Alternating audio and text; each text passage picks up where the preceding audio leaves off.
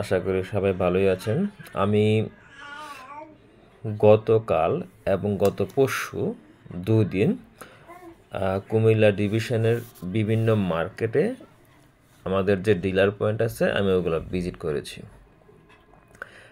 সাথে ছিলেন আমাদের কোম্পানির হেড অফ সেলস। তো উনি এবং আমরা চেষ্টা করেছি প্রতিটা ডিলার পয়েন্টে গিয়ে কথা বলার জন্য, কোম্পানির বিভিন্ন পলিসি ওইগুলো নিয়ে আলাপ আলোচনা করার জন্য, মার্কেটের কীভাবে ডেভেলপ করা যায়, ঠিক আছে, ওই পলিসি নিয়ে প্রোডাক্ট কোয়ালিটি কীভাবে ডেভেলপ করা যায় ওগুলো নিয়ে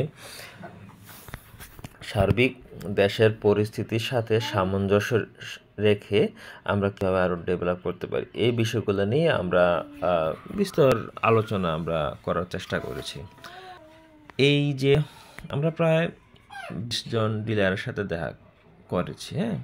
তো 20 জন ডিলারের সাথে দেখা করার মধ্যে হাতে গোনে কয়েকজন আমাদের সাথে অনেক পজিটিভ ছিলেন, আর কিছু ডিলার ছিলেন, মানে অধিকাংশ ডিলারে ছিলেন যে নেগেটিভ বলতে গেলে আমি এইটা বোঝানোর চেষ্টা করব যে তারা আমাদের যে পলিসি নিয়ে কথা বলেছি তাদের সাথে, তারা এটাকে মানে পারফেক্টলি পজিটিভ ওয়াইজ তারা রিসিভ করতে পারছে না।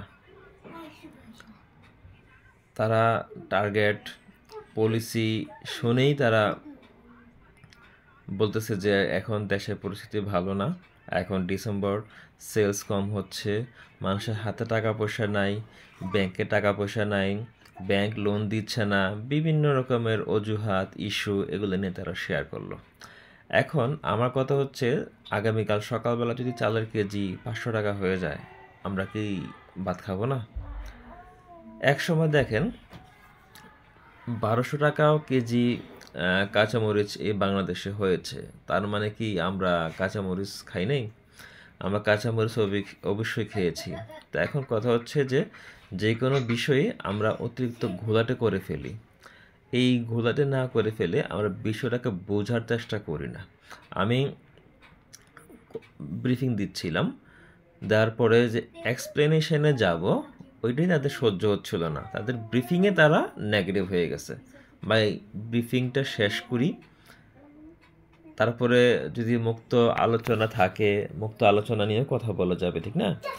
তখনই কিন্তু বিষয়টা নিয়ে আরও ব্রিফলি কথা বলা যায়।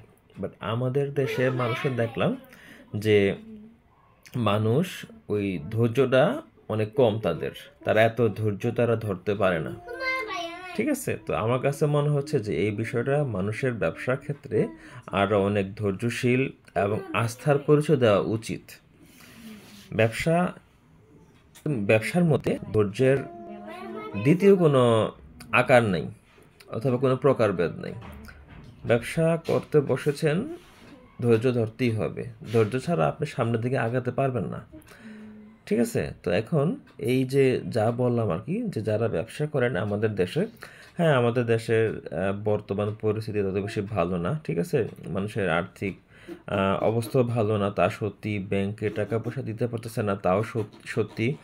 জিনিসপত্রের দাম কিছুদিন আগেও অনেক এক্সপেন্সিভ ছিল, এখন ইউনূস সরকারের আমলে প্রোডাক্টের প্রাইস অনেকটাই মিনিমাইজ হচ্ছে, ঠিক আছে? তো এখন আমার কথা হচ্ছে, যে কোনো কোম্পানির ঊর্ধ্বতন কর্মকর্তা গেলে আমি সমস্ত ডিলার ভাইদেরকে বলবো, আগে আপনারা পলিসিগুলো শোনার চেষ্টা করবেন, তারপরে আপনাদের অভিমত বলার চেষ্টা করবেন। প্রথমে কোম্পানির লোক বলার অবস্থাতেই আপনি কখনো কোনো অ্যাকশান নিতে যাবেন না। মানে যেটাকে বলে আর কি, যে আপনাকে উনি বোঝানোর চেষ্টা করতেছে, আপনি একটা কথা বলে ফেললেন, তখনকার ওনার যেই বোঝানোর যে স্পিডটা ওইটা আসলে অনেকটা কমে যায় আর কি করে। প্রথমে শুনুন, তারপরে আপনাকে যদি বলতে বলা হয় তখন আপনি আপনার মনের ভাবটা আপনি শেয়ার করলেন, এতে করে মনে হয় যে অনেকটা ভালো হয় আর কি করে। আর যদি আপনার পলিসিগুলো যদি বোঝার চেষ্টা না করেন, তাহলে আপনি ব্যবসা করতে পারবেন না। এখানে বিভিন্ন পলিসি থাকে, ঠিক আছে? বিভিন্ন প্রফিট মার্জিন থাকে, ইনসেন্টিভ পলিসি থাকে, বিভিন্ন বোনাস অফার থাকে। তো এই বিষয়গুলো যদি আপনি শুরুতেই পজিটিভভাবে না নেন, ব্যবসা করতে পারবেন না। হয়তোবা সাময়িক লাভবান হবেন, বাট মানে দীর্ঘস্থায়ী বিজনেস, হ্যাঁ, ওইটা হয়তোবা আগাতে পারবেন না। তো এই বিষয়ে আমি সবাইকে অনুরোধ করবো যে আপনারা আরও পজিটিভ হন, ধৈর্য সহকারে বিজনেস করুন। সবাইকে ধন্যবাদ। আসসালামু আলাইকুম।